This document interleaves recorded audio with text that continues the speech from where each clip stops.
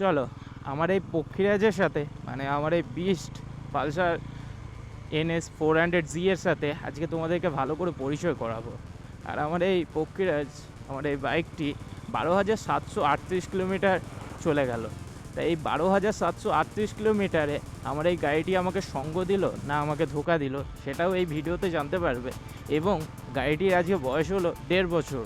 তাই এই 18 মাসে আমার এই পক্ষীরাজ মানে আমার এই বিস্ট পালসার NS 400G আমাকে কতটা অভিজ্ঞতা দিয়েছে, আর এই গাড়ির বিষয়ে সমস্ত কিছু এই 1.5 বছরের মধ্যে যা যা ঘটেছে সমস্ত কিছু একটা অনারশিপ রিভিউ আমি তোমাদের সামনে এই ভিডিওতে তুলে ধরবো। তাহলে চলো আর দেরি না করে তাহলে ভিডিওটা শুরু করা যাক।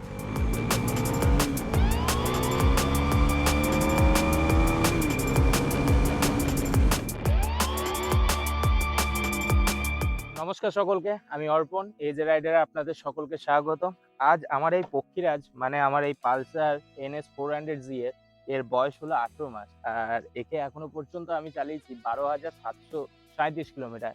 এই বাইক আমার সাথে পাহাড়ে গেছে, ভারতের উত্তর ভারতে গেছে এবং সমুদ্র সব জায়গায় একে নিয়ে আমি ঘুরে বেরিয়েছি। তো এই বাইকটা কতটা আমাকে অভিজ্ঞতা দিয়েছে, একটা 1.5 বছর এই বাইকটাকে চালানো মানে 18 মাস। 18 মাস কম কিছু না, 18 মাসে অনেক কিছুই জানা যায়, শেখা যায়। তো এই 18 মাসে আমি এই বাইকটা থেকে কি কি অভিজ্ঞতা অর্জন করেছি, কি এক্সপিরিয়েন্স পেয়েছি সেটা আমি তোমাদের সাথে শেয়ার করব। তাহলে চলো ভিডিওটা শুরু করা যাক। বাইকের মধ্যে আছে 373 সিসির ইঞ্জিন, লিকুইড কুল ইঞ্জিন। এ পাওয়ার প্রডিউস করে 40 PS। এটা আমার 2024-এর মডেল, সেই জন্য। বাট নতুন মডেলে কিন্তু 43 PS পাওয়ার প্রডিউস করে, বাট এটাতে 40 PS মানে 40 bhp পাওয়ার প্রডিউস করে। আর টর্ক এর 35 নিউটন মিটার টর্ক এ প্রডিউস করে। তো বাইকটাকে হাইওয়েতে চালিয়ে সত্যি খুব অসাধারণ ফিল পাই, কারণ গাড়িটা যখন 110 6 নম্বর গিয়ারে 110 থেকে 130-এ যখন ক্রুজ করি না, জাস্ট একটা অসম, মানে ওই ফিলটা আমি তোমাদের সাথে শেয়ার করে বোঝাতে পারবো না। যখন আমি রাইড করি তখন রাইডের ব্লগে তোমরা হয়তো জানবে যে আমি কতটা উৎসাহ পাই গাড়িটাকে ওই রকম ভাবে চালাতে। এতটা হ্যান্ডেলের স্টেবিলিটি, 120 30 140, আমি 150-তেও আমি এর হ্যান্ডেল স্টেবিলিটি কোনো বাবেল ইস্যু পাইনি আজ পর্যন্ত।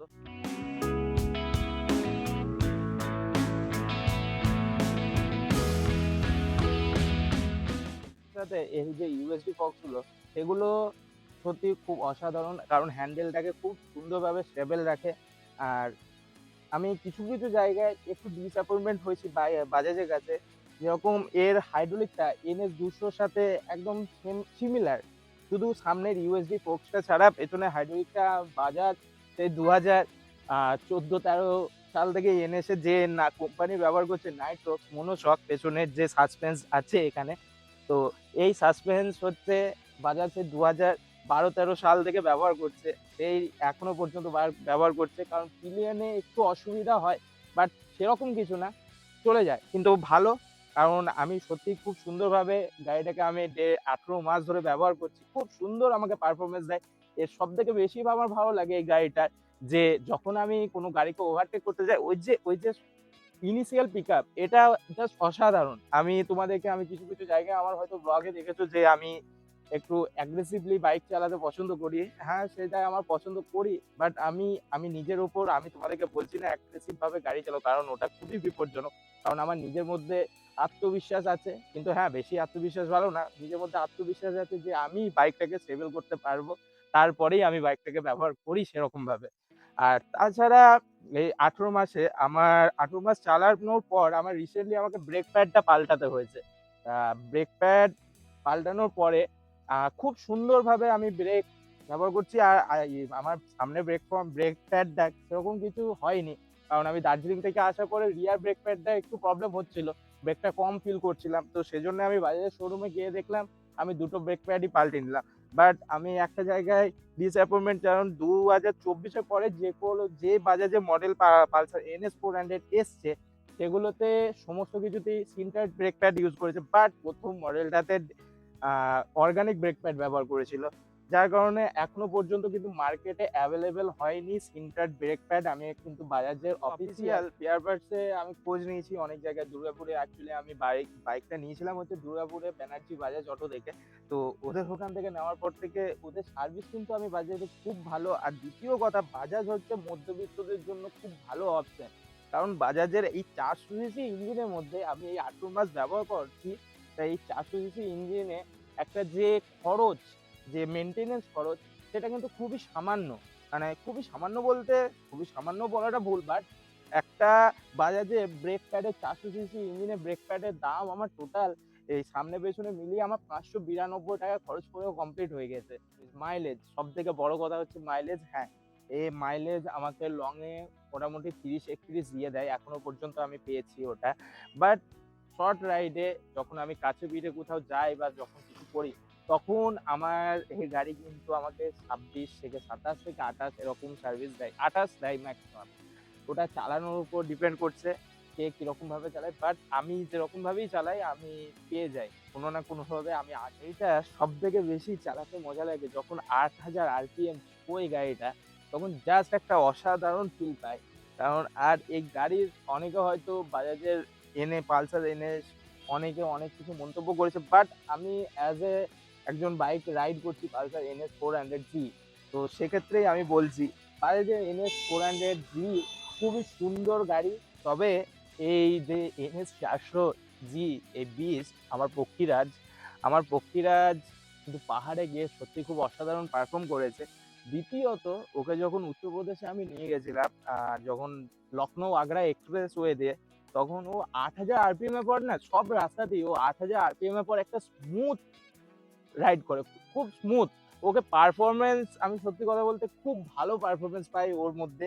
আর দ্বিতীয়ত, একটা জিনিস আমার সব থেকে বেশি বাজাজের একটা জিনিস খুব খারাপ লেগেছে, কারণ এটা হচ্ছে শুধু সাসপেনশন। এখন হয়তো বাজাজ এনএস 400-তে অনেক কিছু মডিফাই করেছে, যেমন কুইক শিফটার দিয়েছে। কারণ ওটা কুইক শিফটার না, অ্যাকচুয়ালি পোর্ট শিফটার দিয়েছে। এর মানে এত বাজেট ফর ভ্যালু সত্যি খুব অসাধারণ। আর আমি কোনো জায়গায় গিয়ে একে আজ পর্যন্ত নিয়ে গিয়ে আমি কোনো জায়গায় ঠকিনি। কারণ এখনো পর্যন্ত একটা পাংচার পর্যন্ত হয়নি আমার চাকাতে। জানি না এটা আমার লাক না এর লাক, আমি সেটা বলে বোঝাতে পারবো না। লুয়েডার এটাকে যখন আমি বাজার বা কোথাও নিয়ে যাই না, জাস্ট এর একটা রেসপন্স সবার কাছ থেকে যেটা পাই, সবাই পেছন ফিরে হলে একবার কিন্তু তাকায়। আর সত্যি কথা বলতে এর ডিজাইন এতটাই সুন্দর, আমি যতবার দেখি এর পেছনে এর দিকে তাকিয়ে, যতবারই ফিরে ফিরে তাকাই, ততবারই আমি কিন্তু বারবার প্রেমে পড়ি। জানি না, এই হয়তো মেশিন হতে পারে, বাট আমার কাছে একজন গার্লফ্রেন্ডের থেকে কিছু কম না। আর তাছাড়া সত্যি অসাধারণ, একবার তোমরা এই সিনেমাটিক শটটা এনজয় করো।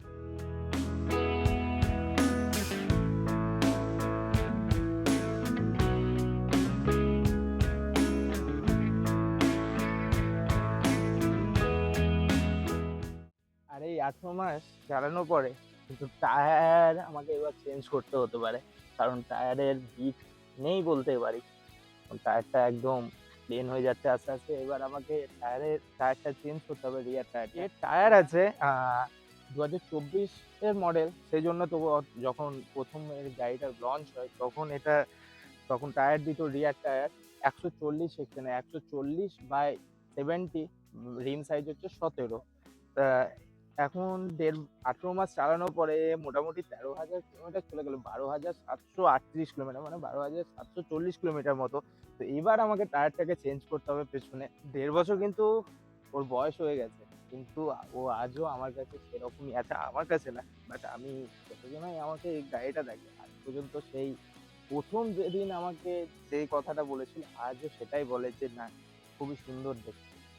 আর তাছাড়া সেরকম কিছু না, খুব অ্যাগ্রেসিভ এর সিটিং পোস্টার না যে গাড়ি চালালে যে খুব অ্যাগ্রেসিভ, সেরকম কিছু না। আমি একে নিয়ে অনেক রাইড করেছি, আমি অলরেডি 3000 কিলোমিটার রাইড করেছি, একদিনে আমি 700-800 কিলোমিটার রাইড করেছি একে নিয়ে। বাট সেরকম কোনো অ্যাগ্রেসিভ পোস্টার না, খুব কমফোর্টেবল ভাবে একে রাইড করা যায়।